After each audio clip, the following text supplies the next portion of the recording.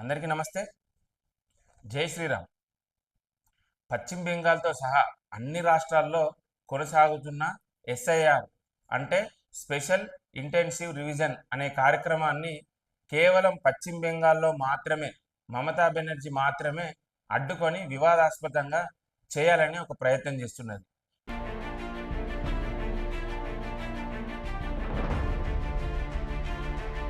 దీనికి కారణం నరేంద్ర మోడీ గారికి పేరు వస్తుంది.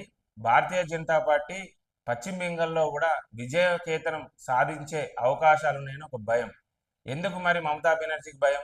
जो एसआईआर की प्रक्रिया चल रही है, मतदाता सूची का शुद्धिकरण जो चल रहा है, రోహింగ్యా ముస్లింలతోటి చేతులు కలిపి ఎక్స్ట్రా ఓట్లు చేపించి అక్కడ గవర్నమెంట్ ప్రతిసారి సాధించే ప్రయత్నం మమతా బెనర్జీ చేస్తున్నది. ఇప్పుడు ఎస్ఐఆర్ అంటే ఓటర్ శుద్ధి కార్యక్రమం. కాకపోతే ఇది సహజంగానే ఎలక్షన్ కమిషన్ జరిపే ప్రక్రియ.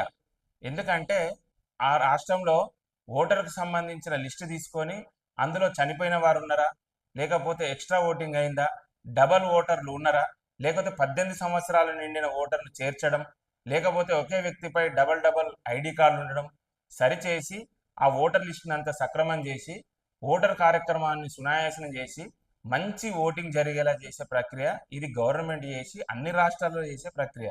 కానీ దీంట్లో మా పశ్చిమ బెంగాల్లో మీరు వచ్చి చేయకూడదనే మాట మాట్లాడుతుందంటే ఆమెకు అధికారం కోల్పోతుందన్న భయం తప్పితే వేరే ఏది లేదు.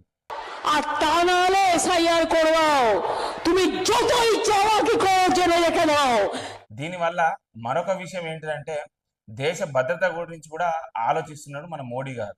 ఎందుకంటే బయట దేశాల నుంచి బయట రాష్ట్రాల నుంచి వచ్చి ఇక్కడ అక్రమాలు, అఘాయిత్యాలు, బాంబు పేలుళ్ళు, మన వ్యాపారాలను దోచుకోవడం ప్రయత్నాలు కూడా చేస్తారు. కాబట్టి ఒక రాష్ట్రం బాగుపడాలంటే కామన్గా ప్రాథమికంగా చేసే సాధారణ విషయం.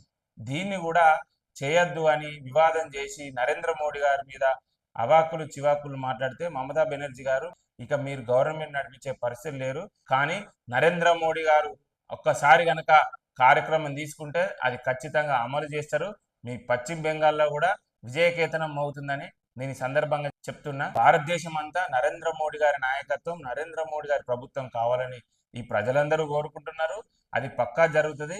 నెక్స్ట్ ఎలక్షన్స్ లో ఖచ్చితంగా నరేంద్ర మోడీ గారు పశ్చిమ బెంగాల్నే కాదు, కర్ణాటకలో, తెలంగాణలో, మిగతా రాష్ట్రాలు, భారతదేశం అంతా భారతీయ జనతా పార్టీ జెండా ఎగరవేయడమే లక్ష్యంగా పనిచేస్తున్నారు. మంచి నాయకత్వం, అవినీతి రహిత పాలన తీసుకురావాలనే ఉద్దేశంతో నరేంద్ర మోడీ గారు ఇలాంటి కార్యక్రమాలు చేపడుతున్నారు. సహజంగా జరిగే ప్రక్రియను కూడా మీరు అడ్డుకుంటే బాగుండదని తెలియజేస్తూ, ఎస్ఐఆర్ అనే ప్రక్రియ చాలా మంచి ప్రక్రియ. ఓటర్ శుద్ధి కార్యక్రమం అనేది అన్ని రాష్ట్రాల్లో జరిగితే బాగుంటుంది. మంచి నాయకత్వం కావాలి అనుకుంటే నరేంద్ర మోడీ గారి నాయకత్వాన్ని కోరుకోవాలని ప్రజలందరినీ నేను కోరుకుంటున్నాను.